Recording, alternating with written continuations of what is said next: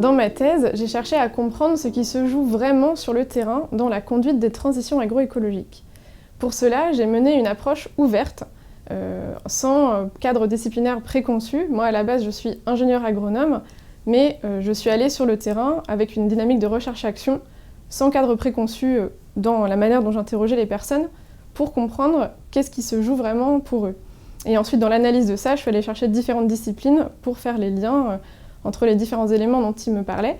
Car une des premières caractéristiques des raisonnements des acteurs sur le terrain, c'est qu'ils sont systémiques. C'est-à-dire que dans leur manière de penser, ils ne vont pas avoir l'économie d'un côté, le social de l'autre, le politique de l'autre, tout est en relation. Donc ça, c'est quelque chose qui a influencé ma méthodologie de recherche. Et une deuxième chose qui se joue sur le terrain, c'est d'articuler la diversité des manières de faire des différents acteurs.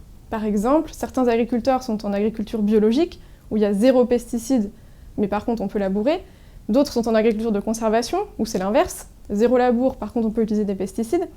Donc quand on est avec des collectifs qui souhaitent agir ensemble, il faut pouvoir articuler ces différentes manières de faire et trouver où sont les ambitions communes. Dans ma thèse, j'ai conçu une démarche prospective pour accompagner une diversité d'acteurs en Aveyron, où je les ai accompagnés pour définir une vision commune et aussi utiliser leur intelligence collective grâce à la valorisation de la diversité des raisonnements et qu'ils puissent apprendre les uns des autres et trouver des leviers d'action communs. Une chose qui est ressortie dans ce qui était commun, c'était pas une dimension technique, c'était une dimension sociale. En effet, ils ont montré par leur raisonnement que ce qui est le plus important pour la conduite des transitions agroécologiques, c'est déjà d'avoir un socle humain et social fort. Et ça passe notamment par 3 aspects. Un aspect, c'est le fait d'avoir un développement rural en même temps que la transition agroécologique. En effet, ce sont des personnes qui conduisent ces transitions, sont des habitants d'un territoire, ils ont besoin d'infrastructures, de services, à la fois pour la santé, pour aussi voilà, tout ce qui est la vie commune sur le territoire. Et du coup, c'est des éléments qui sont souvent pensés, pas en même temps, mais qu'il faut vraiment penser en même temps pour la transition. Une autre chose, c'est que les acteurs doivent absolument utiliser leurs capacités humaines quand ils conduisent une transition. Donc au-delà des considérations techniques, quel choix de techniques ils font pour l'agroécologie, il faut d'abord utiliser les capacités d'observation, d'analyse, de réadaptation, de créativité pour s'adapter à une situation incertaine dans la conduite du changement. Et un élément qui lie à la fois le développement rural et l'utilisation des capacités humaines, c'est la taille des fermes. Plusieurs acteurs ont mis en avant cette nécessité de développer des fermes à taille humaine, où les personnes peuvent avoir conscience du vivant qu'il y a sur leur exploitation pour faire de la prévention, de l'action rapide en cas de problème, etc. Et ça permet aussi de garder des campagnes peuplées. Et dans tout cela, la diversité des raisonnements a toujours été présente, elle a été conservée tout au long de la démarche. Et ce qui a permis l'unité au sein de cette diversité, c'est de créer des liens et d'identifier là où ils pouvaient se nourrir en fait, de leurs différentes visions et être portés vers une vision commune, mais en laissant la place à la diversité. Et ça, je soutiens que c'est vraiment une condition pour la pérennité des démarches participatives. Et donc ce socle humain et social fort, ça passe aussi par articuler cette diversité qui est une source de résilience en fait, pour la transition.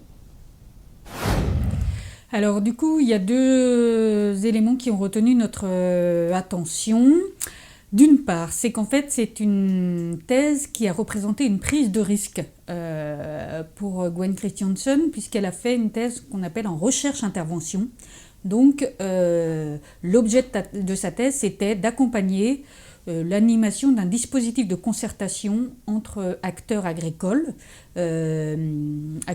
différents, aux visées, aux raisonnements différents, mais à qui on a proposé de réfléchir ensemble sur les conditions nécessaires à la transition agroécologique sur leur territoire aveyronnais des Grands Causses. Et en fait, engager une thèse qui va accompagner un tel dispositif de concertation entre acteurs, c'est prendre un risque parce que durant les 3 ans de la thèse, peut-être que ce dispositif aurait pu être un échec. Donc comment faire une thèse en suivant un dispositif dont on ne sait pas ce qu'il va donner pendant les 3 ans. Donc c'est pour ça qu'en général, on déconseille de faire une thèse articulée à un projet de recherche-intervention ou alors de faire une recherche-intervention sur 2 terrains pour qu'au cas où l'un ne marche pas, il y ait l'autre pour se rattraper. Or là, Gwen Christiansen a choisi un seul dispositif en recherche d'intervention, donc prise de risque maximale, ce qui peut arriver quand on choisit de faire une thèse en lien avec les acteurs concernés. Eh ben, rien n'est déterminé et donc c'est quand même du coup engager la thèse dans un dispositif assez incertain. Donc ça, on a voulu le récompenser.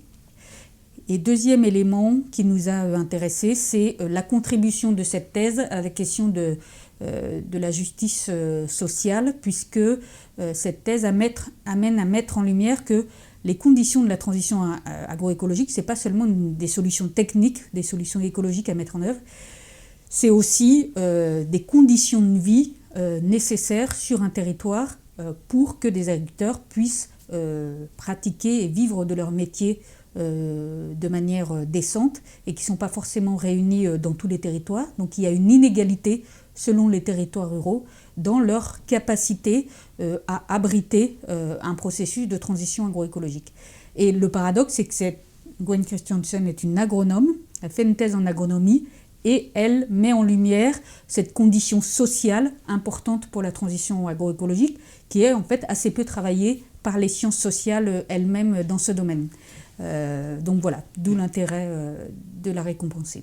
Ce qui nous a frappé, c'est qu'à partir du point de départ, une agronome s'intéresse aux conditions de la transition agroécologique, on attend des solutions techniques, des solutions agronomiques, et le résultat, c'est la mise en lumière du besoin de conditions sociales et territoriales décentes. Donc c'est vraiment pas ce qu'on attend de cette thèse-là, peut-être qu'elle ne l'attendait pas, mais elle a fait le choix de suivre ce qui sortait de ce dispositif multi-acteurs, même si elle n'était pas équipée pour vraiment prendre en charge cette question.